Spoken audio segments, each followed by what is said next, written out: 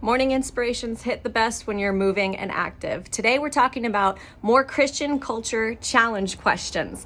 In the mornings when I go on my walks, I listen to the Bible. And oftentimes I hear things in the Word of God that are contradictory to Christian modern culture, or just maybe kind of like taboo topics that I find myself hitting the rewind 30-second button to listen to again, just to make sure I understand it in context.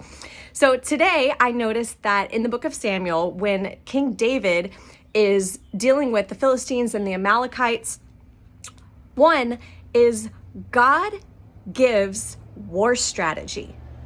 We know in the New Testament that God talks about the evil inclination or the evil voice or the voice of destruction constantly prowling about like a lion, seeking whom he may devour or whom it may devour.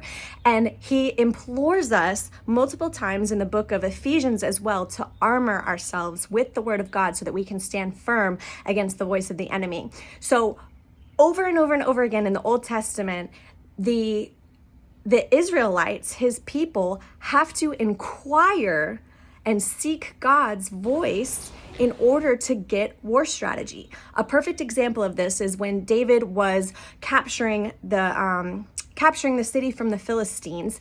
He was going to go about it a certain way, and he had been a war hero already for a long, long time. He was very well known. He was already king from many wars before, but he chose to inquire of the Lord before he went after it, even though he was a champion and he never lost. He inquired of the Lord, and the Lord answered. He gave him a strategy that was different. Rather than facing the enemy head on, the Lord told him to go around the back through the forest and attack them from behind.